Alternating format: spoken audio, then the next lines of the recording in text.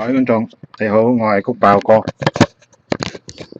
今日咧，我係講到咧有關於咧收件盒呢個問題啊。上一集咧，你可以睇到咧都幾搞笑嘅。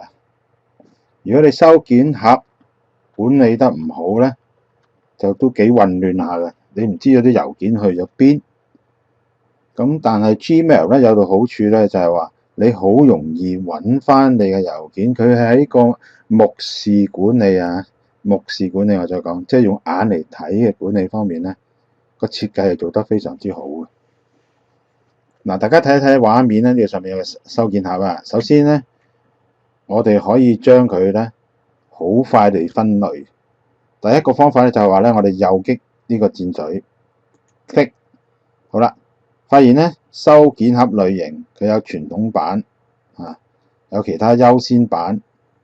只要我哋咧將佢轉一轉咧，就會優先顯示重要郵件啊。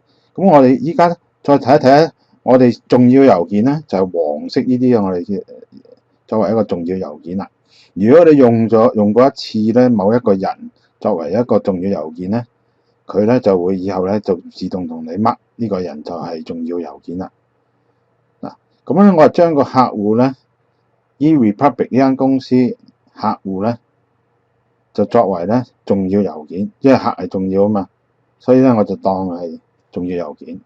第二咧，我哋又 mark 低個顏色分類咯。除咗重要郵件之外咧，我就 mark 低凡係紫色嘅星星咧，就代表咗呢一間 eRepublik 呢間公司。另外咧，如果係谷歌俾我嘅郵件咧，通知我一啲消息嘅郵件咧，我就 mark 紅色。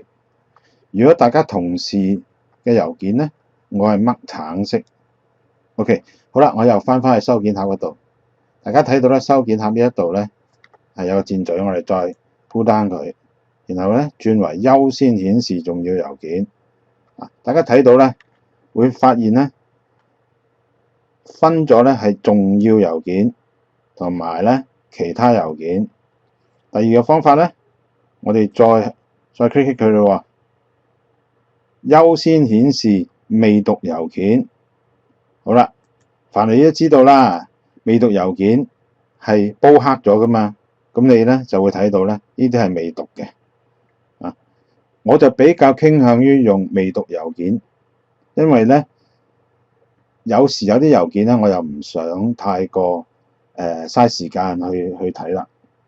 咁咧所以我話快地咧就會係將佢擠咗去分類嘅遲啲我再講啦嘅標籤嗰度。好啦，跟住咧我哋再睇睇啦，優先顯示星號郵件係啦，因為我所有都有星號啊嘛，咁所以全部都有星號啦。咁但係淨係得翻一個咧係 UTip 嗰個冇打星嘅，所以咧就會分咗其他郵件啦，就當係。再睇睇咯，優先收件盒。好啦，呢個咧就會分為咧重要郵件、已打星郵件同埋其他郵件。呢一集講到係咁多，多謝大家收聽收睇。